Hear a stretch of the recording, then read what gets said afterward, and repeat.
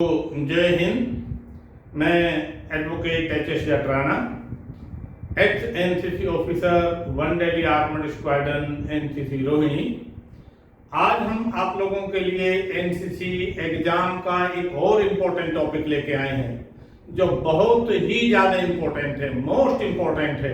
Exam चाहे आपका A certificate का है या बी सर्टिफिकेट का है या सी सर्टिफिकेट का है, डेफिनेटली हर हालात में इस टॉपिक पर क्वेश्चन आता ही आता है। तो आप आज के वीडियो को बड़े ध्यान से सुनेंगे। और इससे पहले हम अपने टॉपिक पर बात करें, आप हमारे चैनल को सब्सक्राइब करें। और आज के टॉपिक का नाम है एड्स या HIV। सबसे पहले इस एड्स या HIV को समझने की जरूरत है। एड्स का मतलब है एक्वायर्ड इम्यूनोडेफिशिएंसी सिंड्रोम। एक्वायर्ड का मतलब है हासिल किया हुआ, यानी हमने किसी दूसरे से लिया है, उसको हम एक्वायर्ड बोलते हैं। और इम्यून मीन के हमारे शरीर के अंदर रोगों से लड़ने की जो ताकत होती है उसको हम इम्यून बोलते हैं। और डेफिशिएंसी मीन कमी, यानी कमजोरी आ जाती है। किससे? कि उन रोगों से लड़ने की कमी आ जाती है। और सिंड्रोम होता है लक्षण। तो एड्स क्या है? यानी एक्वायर्ड इम्यूनोडेफिशिएंसी सिंड्रोम है कि वो लक्षण जो हमने दूसरों से ले लिया, हासिल कर लिया है, जिससे हमारे अंदर रोगों से लड़ने की क्षमता कम हो गई है, उसी को ही एड्स कहते हैं। अब बात करते हैं HIV की। HIV का मतलब है ह्यूमन इम्यूनो डेफिशिएंसी वायरस। ये वायरस है, यानी ह्यूमन मीन मानव का, इम्यून मीन जो आपके रोगों से लड़ने की ताकत है, वो ताकत डेफिशिएंट यानी कमजोर हो गई है। और वो वायरस आपके अंदर जो है वो आ गया है, इसी को ही हम HIV भी बोलते हैं। तो एड्स क्या है? एड्स एक बहुत घातक बीमारी है, बहुत डेंजरस है। और इससे HIV वायरस पैदा होता है इस एड्स से ही। यानी एड्स का कारण जो है वो HIV वायरस है। इस वायरस के कारण ही एड्स फैलता है। और जैसे ही शरीर में ये वायरस प्रवेश करता है तो इंसान के रोगों से लड़ने की क्षमता वो कम हो जाती है। यानी अगर आदमी 2 दिन में ठीक होता है, अपने आप ही होता है, क्योंकि हमारे अंदर एंटीबॉडी बनती है। अगर फीवर आता है तो हमारे अंदर एंटीबॉडी डेवलप होना शुरू हो जाती है और शरीर जो है उस बीमारी को अपने आप ही स्वतः समाप्त कर देता है। तो जो चीज हम 2 दिन में ठीक होते हैं उसको 10 दिन में ठीक होंगे। अगर हम किसी रोग से 10 दिन में ठीक होते हैं और यदि हमारे अंदर वो वायरस आ गया है तो हम कम से कम 2 महीने में ठीक होंगे। इस तरीके से क्या है कि हमारे अंदर, शरीर के अंदर खुद रोगों से लड़ने की जो ताकत है वो कम हो जाती है। फिर से ध्यान देंगे कि एड्स एक घातक बीमारी है, इसको याद रखेंगे आप, जिससे HIV पैदा होता है। यानी एड्स का कारण जो है वो HIV वायरस है। और जैसे ही शरीर में वायरस प्रवेश करता है, इंसान के रोगों से लड़ने की क्षमता कम हो जाती है और साधारण से रोगों से भी इंसान मुकाबला नहीं कर पाता और धीरे धीरे उसकी मृत्यु हो जाती है। तो एड्स तो बहुत ही भयंकर और लाइलाज बीमारी है और इससे बचने की जरूरत है। और खास तौर से ये आर्मी के लिए बहुत ही एक इंपॉर्टेंट टॉपिक है। क्यों? कि आपको ये ध्यान देने की जरूरत है कि इंडिया के अंदर जहां भी कैंटोनमेंट एरिया है, जो कैंट का एरिया है या मिलिट्री कैंट है, वहीं ये ब्रोथल्स खुले हुए हैं, वेश्यावृत्ति के सेंटर्स खुले हुए हैं।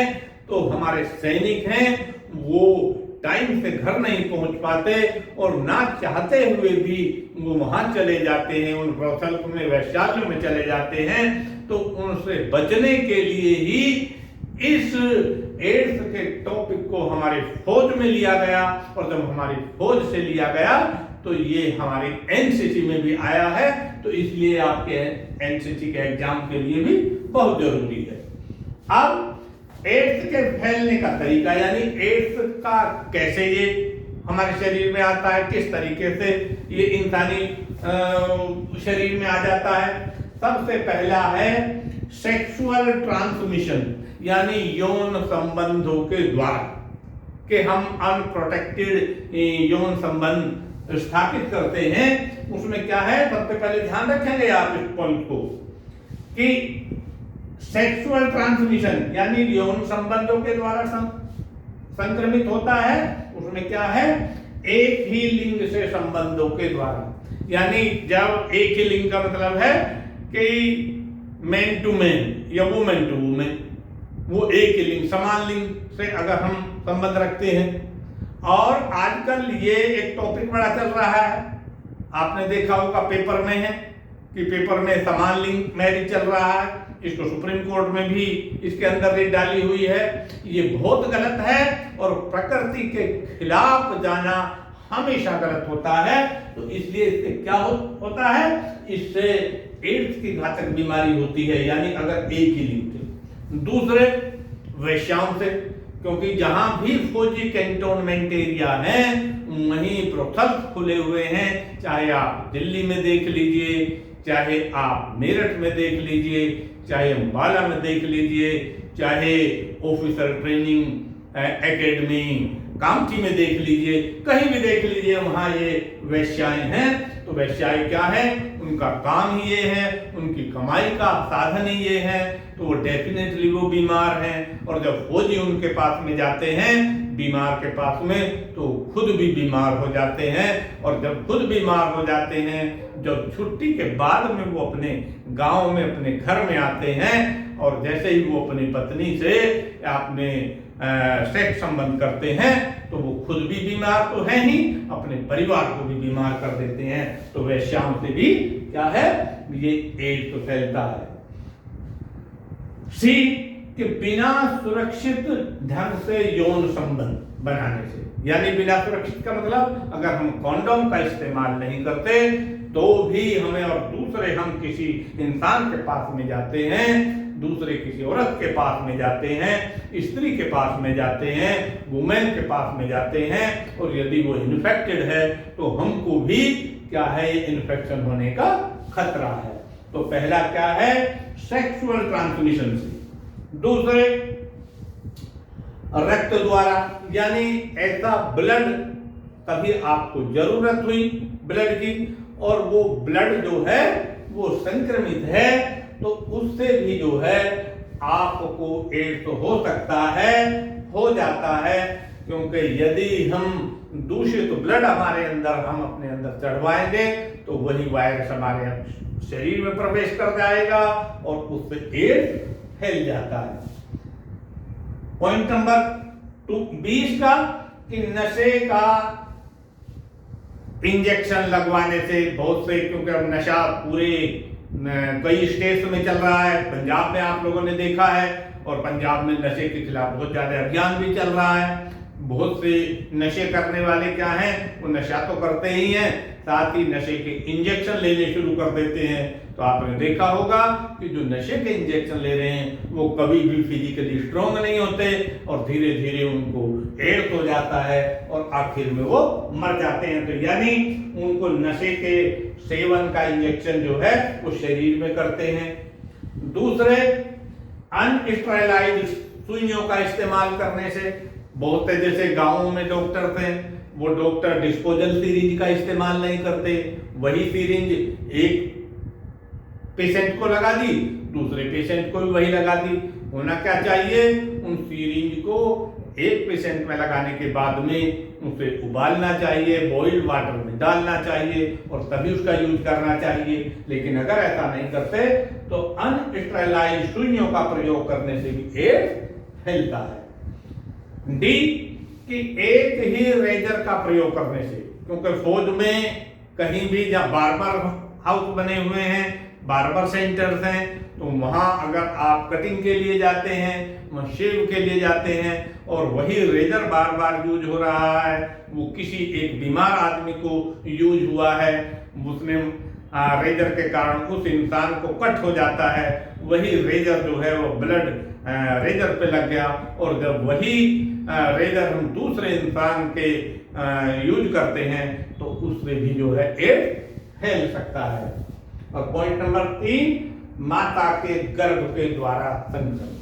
यदि कोई माँ ऐसी है कि जो पहले ही एड्स से इन्फेक्टेड है, उससे जो बच्चे पैदा होंगे तो उनसे उन बच्चों को एड्स होने के पूरे चांसेस हैं।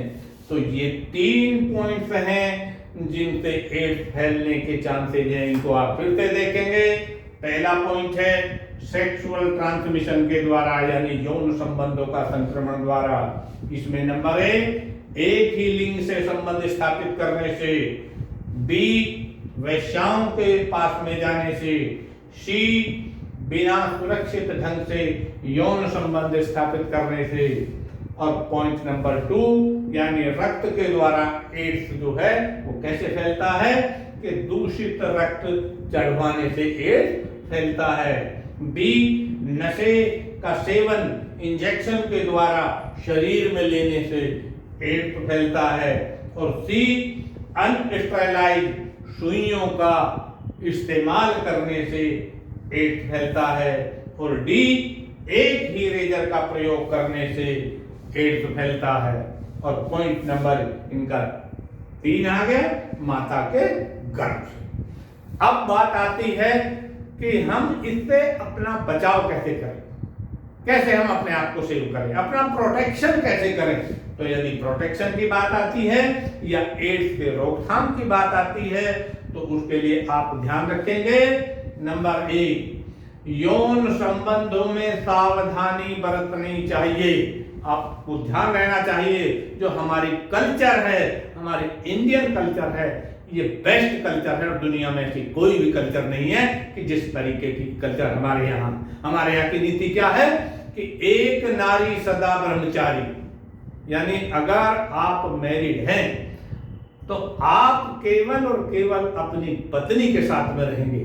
तो इसीलिए कंसेप्ट बना है एक नारी सदा ब्रह्मचारी। तो इसके क्या, यौन संबंधों में सावधानी बरतने से, साथ ही सेम सेक्स में मैथुन से बचें।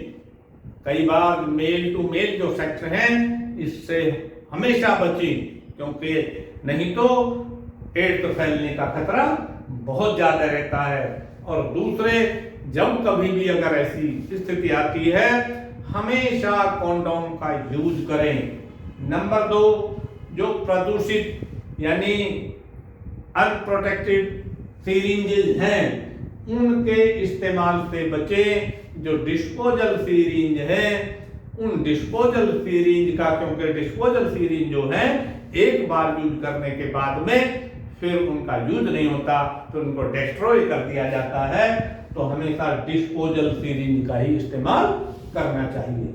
और नंबर 3, एक ही रेजर का प्रयोग ना करें, यानी एक बार जो रेजर अगर किसी बार्बर ने कर दिया है तो उस रेजर को फेंक देना चाहिए, उसका इस्तेमाल नहीं करना चाहिए।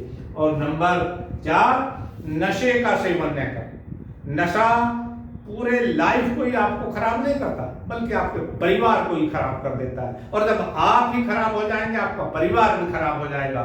एड्स से आप मर जाएंगे, आपकी फैमिली भी तबाह हो जाएगी। अगर आपको एड्स नहीं भी हुआ तो तब भी नशे से आप और आपका परिवार बर्बाद हो जाएगा। तो एड्स का सेवन न करें। और नंबर 5, ब्लड चढ़वाने से पहले ब्लड की पूरी जांच कर ली जाए कि वो ब्लड जो है पूरे तरीके से सेफ है हर तरीके से। तो फिर से देखेंगे एड्स की रोकथाम यानी एड्स के बचाव किस तरीके से हैं। ये 5 तरीके हैं। यौन संबंधों में सावधानी बरतें। नंबर 2, प्रदूषित सुइयों के प्रयोग से बचें। नंबर 3, एक ही रेजर का इस्तेमाल ना करें। नंबर 4, नशे का सेवन न करें। और नंबर 5, ब्लड चढ़वाने से पहले ब्लड की पूरी जांच कर लें। अब जो आपके एग्जाम में पूछा जाएगा, आपके एग्जाम में पूछा जाएगा एड्स या HIV की फुल फॉर्म लिखिए। यदि एड्स की फुल फॉर्म लिखवाई जाती है तो आप लिखेंगे एक्वायर्ड इम्यूनो डेफिशिएंसी सिंड्रोम। यदि HIV की फुल फॉर्म लिखवाई जाती है तो आप लिखेंगे ह्यूमन इम्यूनो डेफिशिएंसी वायरस। एक तो ये हो गया। दूसरे, एड्स क्या है आपसे पूछा जाएगा तो आप बताएंगे एड्स एक घातक बीमारी है जिसे HIV पैदा करता है, यानी एड्स का कारण HIV वायरस है। और जैसे ही शरीर में वायरस प्रवेश करता है इंसान के रोगों से लड़ने की क्षमता कम हो जाती है और साधारण रोगों से भी इंसान मुकाबला नहीं कर पाता और धीरे धीरे उसकी मृत्यु हो जाती है। अब आपसे ये पूछा जाएगा एड्स किस तरीके से फैलता है तो आप फैलने के 3 कारण बताएंगे। पहला कारण सेक्सुअल ट्रांसमिशन के द्वारा, दूसरा रक्त संक्रमित रक्त द्वारा, तीसरा माता के गर्भ द्वारा। और यदि इसको ही क्लियर करने की बात है यानी सेक्सुअल ट्रांसमिशन यौन संबंधों द्वारा, तो आप बताएंगे एक ही लिंग से संबंध बनाने से, दूसरे वैश्याओं के पास में जाने से, तीसरे बिना सुरक्षित ढंग से यौन संबंध स्थापित करने से। ये बताएंगे। अगर रक्त की बात होती है तो दूसरी रक्त चढ़वाने से, नशे का सेवन इंजेक्शन द्वारा शरीर में लेने से, और नंबर 3 स्टरलाइज सुइयों का प्रयोग करने से, और नंबर 4 एक ही लेजर का प्रयोग करने से। अब बात आती है एड्स की रोकथाम, तो वही 5 कारण आपको बताने हैं। यौन संबंध स्थापित करने में सावधानी बरतें, साथ ही प्रदूषित सुइयों के प्रयोग से बचें, एक ही लेजर का प्रयोग बार बार ना करें, और नशे का सेवन न करें, और साथ ही ब्लड चढ़वाने से पहले ब्लड की जांच कर लें। तो ये आज का टॉपिक एड्स के ऊपर हमने बहुत अच्छे तरीके से आपको क्लियर कर दिया है। मुझे लगता है कि आपको ये टॉपिक समझ आ गया होगा। और आज का टॉपिक आपको कैसा लगा इस बारे में आप अपनी राय रखेंगे। इस वीडियो को लाइक करें, इस वीडियो को शेयर भी करें, इस वीडियो पर अपना कमेंट जरूर लिखें, और साथ ही हमारे चैनल को सब्सक्राइब करना आप कभी ना भूलें। और जब तक कि अगली वीडियो के साथ में हम नए आ जाएं, तब तक के लिए जय हिंद।